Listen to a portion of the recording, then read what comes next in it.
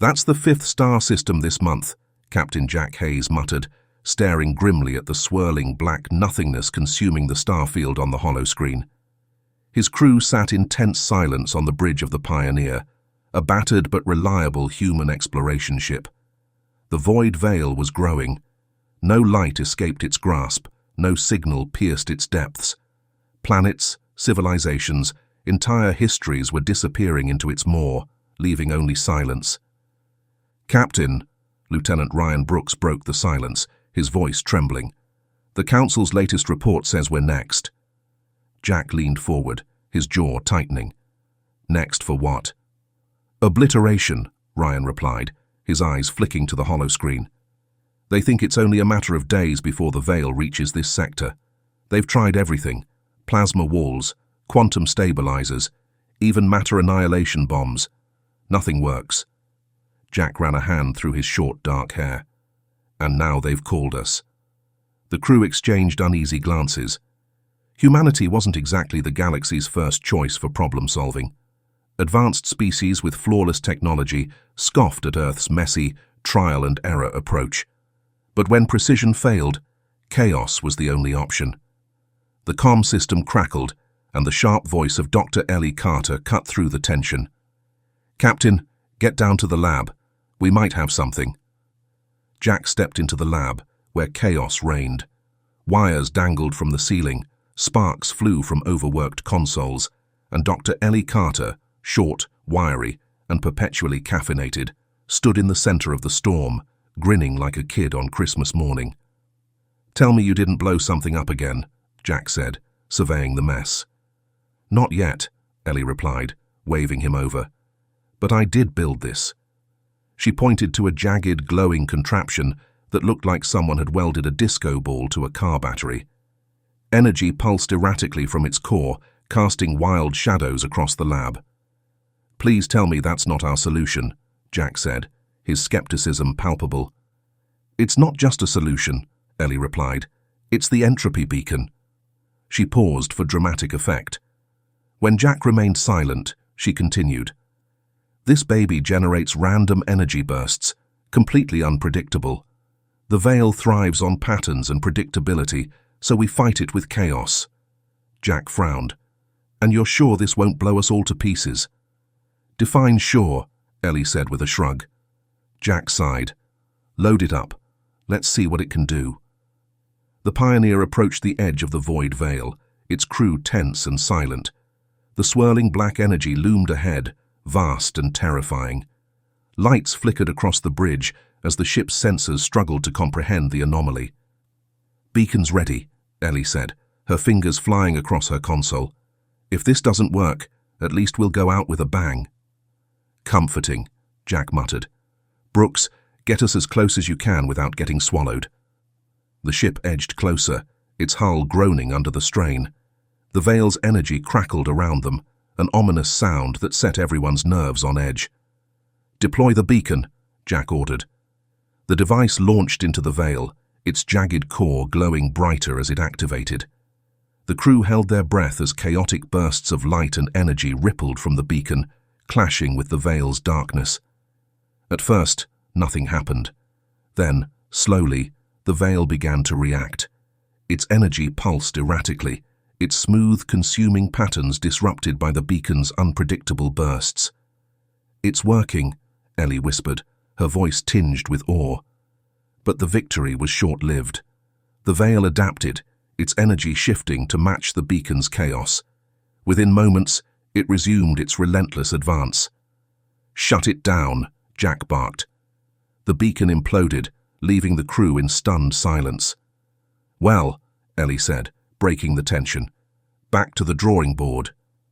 Back in the lab, Ellie stared at the data from the failed test, her brow furrowed in concentration. Jack leaned against the doorway, arms crossed. "It almost worked," she muttered.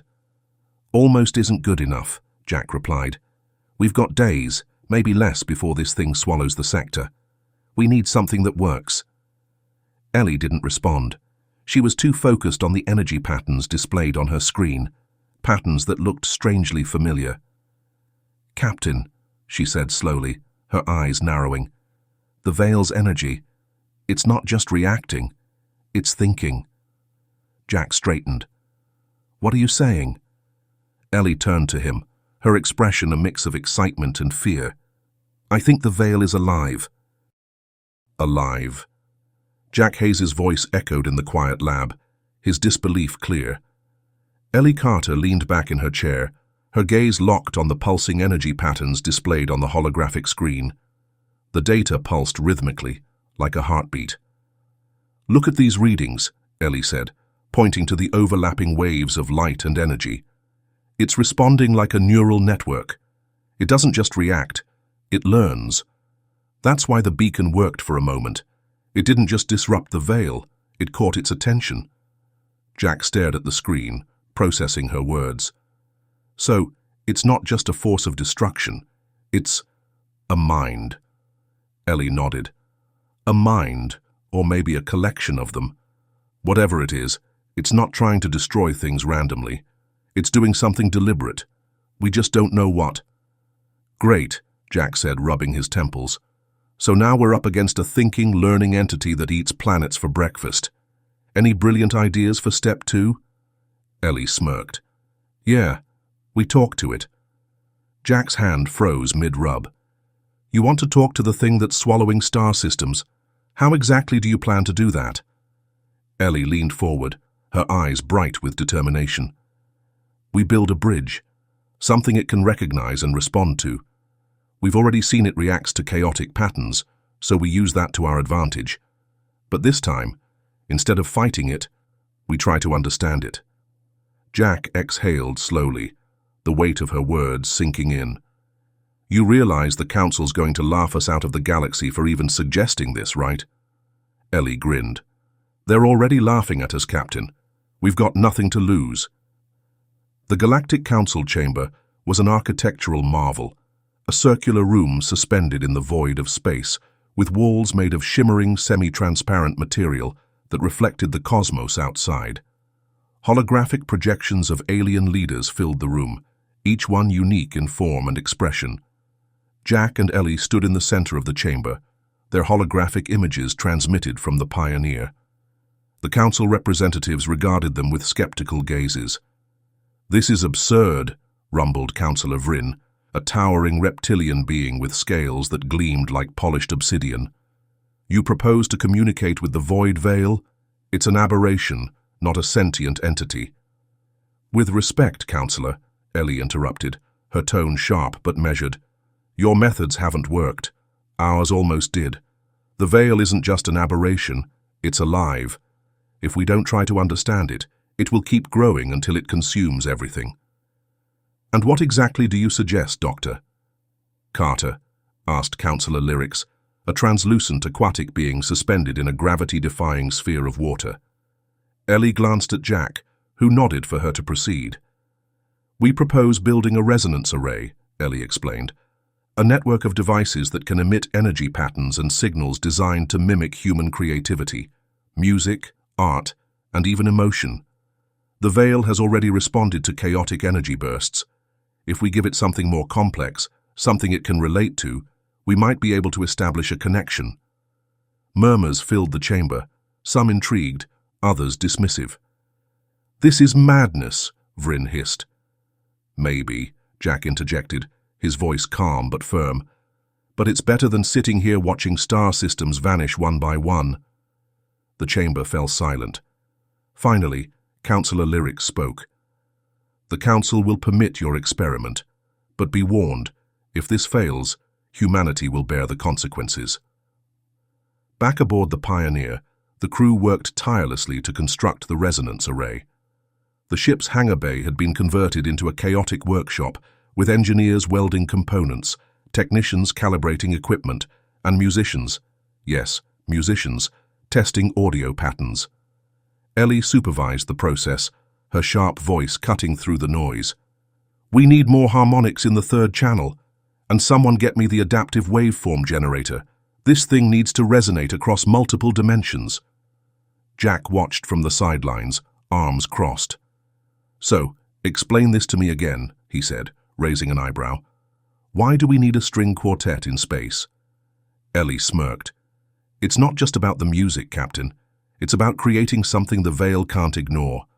Patterns that blend chaos with emotion, randomness with meaning.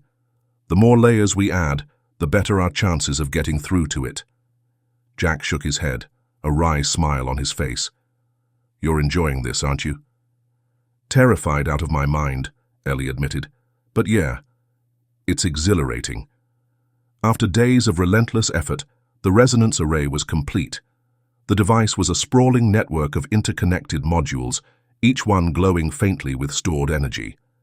At its center was the entropy core, a device capable of generating the chaotic energy bursts that had disrupted the veil during the first attempt. Ready to test this thing? Jack asked, his tone light but his eyes serious. Ellie nodded. Let's make some noise. The Pioneer approached the veil's edge once more, the ship's sensors straining against the overwhelming darkness. The crew was silent, their eyes fixed on the pulsing void ahead. Array is online, Ellie reported, her fingers flying across the console. Initializing the entropy core. The ship shuddered as the array activated. Beams of light and sound erupted from the modules, each one carrying a blend of harmonics, colors, and patterns designed to mimic human creativity. The veil reacted immediately.